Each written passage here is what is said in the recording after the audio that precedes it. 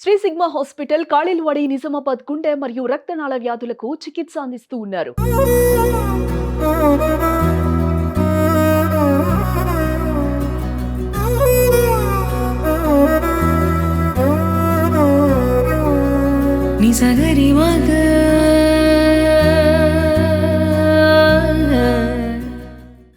వైకుంఠ ఏకాదశి అంటే యోగ నిద్రలో ఉన్నటువంటి శ్రీమన్నారాయణుడు నిద్ర లేచిన శుభ సందర్భం.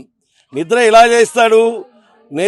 ఎలా లేస్తాడయ్యా అంటే దక్షిణానికి తల ఉంచి ఉత్తరానికి దృష్టి ఉండే విధంగా శ్రీమన్నారాయణుడు శేషతల్ప పైన, అంటే ఇక్కడ మనం అనంత పద్మనాభ స్వామిని చూపించాం కదా, ఆ విధంగా నిద్రలోంచి లేచే శ్రీమన్నారాయణుడు ముక్కోటి ఏకాదశి రోజు సమస్త అనేక మంది దేవతా ఋషి పుంగవులకు దర్శనమిచ్చే పవిత్రమైన రోజు ఈరోజు.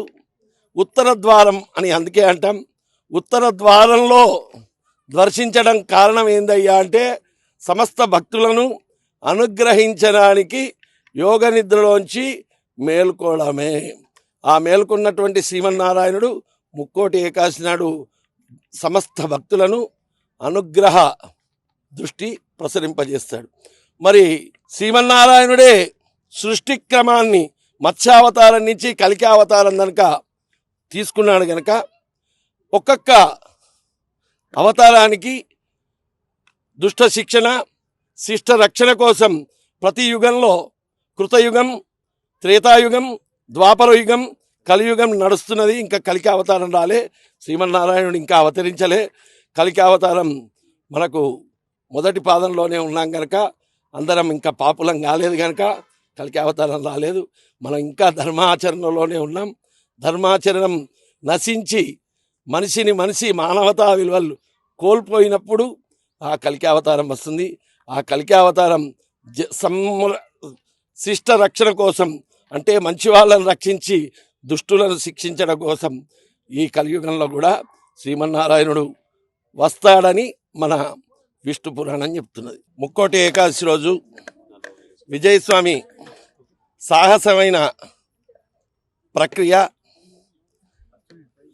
దశావతారాలను అనంత పద్మనాభ స్వామి, గణపతి సహా సుమారుగా 11 సైకత మూర్తులను ఒకే చోట వివిధ క్షేత్రాల్లో దర్శించే దేవతలన్నింటినీ ఒకే చోట మనకు చేసినటువంటి ఈ ముక్కోటి ఏకాదశి శుభ సందర్భంగా ఆయనకు శ్రీమన్నారాయణుని యొక్క దీవెనలు అనంత కోటి కలగాలని మనస్ఫూర్తిగా కోరుకుంటున్నాను.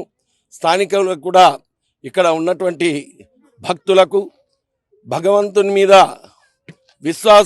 విశ్వాసం ఉన్నటువంటి ప్రతి వారిని ఇవి దర్శించాలి అని మనం టికెట్ పెట్టారు అంటే ఇది నిజంగా కూడా ఈ క్షేత్రంలో రావడం మనందరికీ అదృష్టం. టికెట్ చాలా తక్కువగానే ఉంది. మనం ఒక్కొక్క క్షేత్రం తిరగాలి అంటే దాదాపుగా ఈ అన్ని క్షేత్రాలు తిరగాలంటే 10,000 రూపాయలు మన జేబులో ఉండాలి. మరి పవిత్రమైనటువంటి సైకత స్వరూపాలను, అంటే ఇసుకతో సిద్ధం చేసి తన చిత్రకళను ప్రదర్శిస్తూ భగవంతుణ్ణి అందులో జీవం పోసిన విధానంకు మనం ఆ టికెట్ విలువనే కాదు, మరి అందరూ కూడా దర్శించండి. అందరూ దర్శించి మరి భగవంతుని యొక్క అనుగ్రహానికి పాత్రలు కండి. సర్వే జనా సుఖినో భవంతు, శుభం భవతు.